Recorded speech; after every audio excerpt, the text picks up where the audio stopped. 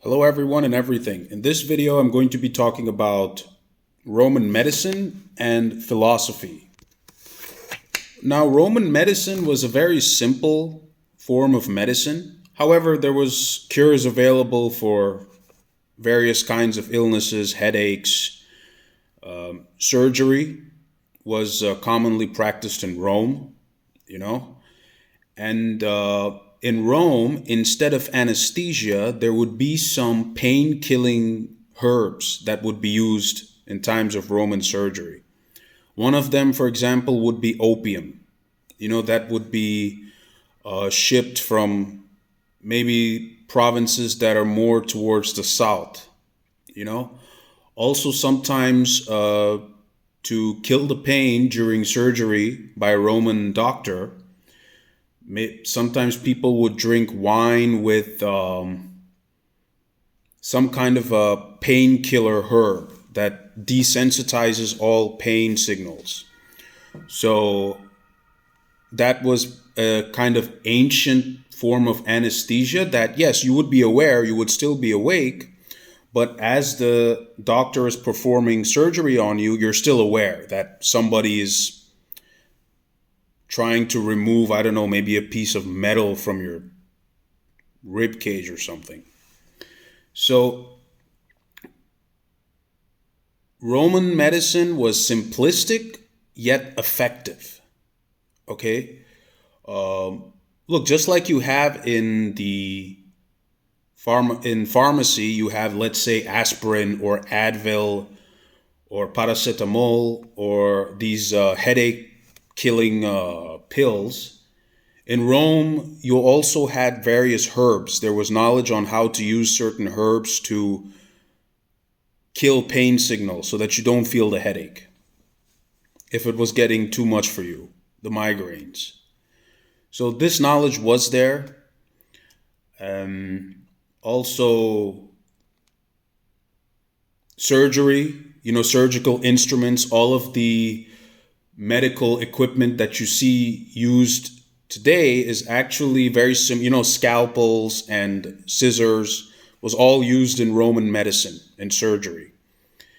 And during times of plagues and pandemics, let's say, what would happen is there wouldn't be a lockdown. They would just exile all the sick people away from the city and leave the healthy people back to lead their own normal lives. So that was the Roman system of dealing with pandemics. They wouldn't collectively lock down everyone. They would just separate the healthy from the sick and just exile the sick somewhere away, far away from the Roman city, in some type of a quarantine camp. Something like that. But that was the Roman way of dealing with plagues and pestilence. But they would never shut down the activity of the city. Otherwise, the whole city collapses. So that was Rome's way of dealing with pandemics.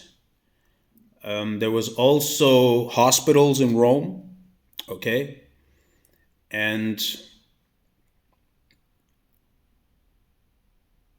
yes, there was doctors focusing on health and nutrition and all these kind of things, but in their own simplistic way. It wasn't so complicated, but yet it was effective, okay, in treating illnesses, and pain-killing substances were used, okay? And yeah, use of prosthetics is also was also prevalent. Now let's talk a bit about Roman philosophy and mental reasoning. Let's say it that way. Well, philosophy was actual Roman philosophy. There was many libraries in Rome. Look, let's just say if a Roman was not interested in seeing a gladiator fight, was not interested in going to war, was not interested in becoming a doctor or some kind of a worker, they wanted to develop mental reasoning skills, rational thinking, debating, yes, then they would get into philosophy and just have debates with each other to sharpen the mind and rational thinking skills. So that's how a Roman intellectual would occupy themselves. Okay, if they were fed up of fighting, if they were fed up of, if they were not really interested in watching blood sports and all that stuff, then they would just spend time in the library. If they were not interested in going to see some theater play, they would just exchange information and develop rational thinking skills by engaging in respectable debates in the Senate, discuss about some religious things sometimes, about the gods and the goddesses. They would discuss, various cultures that were foreign to the Roman Empire. They would discuss about the Roman leaders, how effective their strategies were, which is a better general. So, there was endless activities to do. It's not that Rome was only limited to fighting and killing each other in the arena. If it was peacetime, let's just say there was no enemies, then Romans would, yes, the military would always be battle prepared. That is the conservative part of Rome, the military. But everything else in the society is very liberal. There's open-minded discussions and debates about any topic. Okay, so being a Roman didn't only mean just, okay, go to war and kill each other in the arena or in some lion pit. There's also, go to the bathhouse, discuss things. So, yeah, that's just to speak about Roman medicine and philosophy. It also depended in which Roman province were you. If you were somewhere in Lindum, it was more of a military culture there.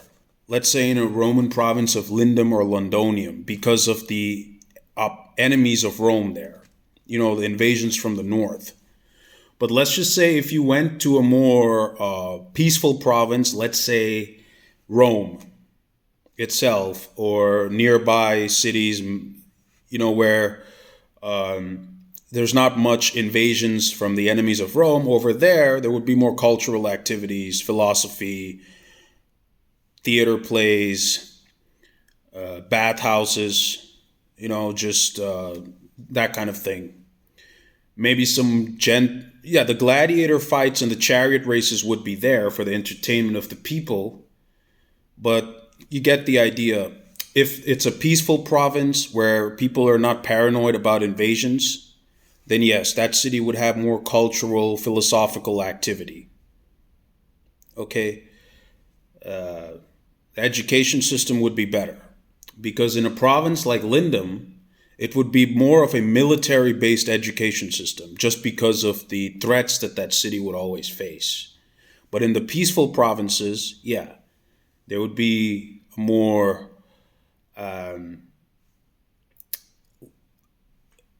less warlike mentality, if I can put it in words. So that's what I can say about Roman medicine and Roman education. And yeah, so you can check out the links in the description box below if you're interested. Another thing, most people think that tobacco was not used in Rome, but it was. And I'll tell you why. Because when you engage in philosophical debates, the tobacco plant helps because it sharpens the mind. That's why if you look at all these people who think, famous philosophers, you always see them with a tobacco pipe. Because nicotine stimulates the mind into reasonable thinking. It kind of stimulates thoughts. Just like coffee helps you stay alert and stimulated. Same thing with tobacco. So tobacco is a very popular substance to be used by Roman philosophers. And also not just limited to them, but it would aid them in their study. Okay? So you can check out the links in the description box below. If you're interested, I'll see you people later.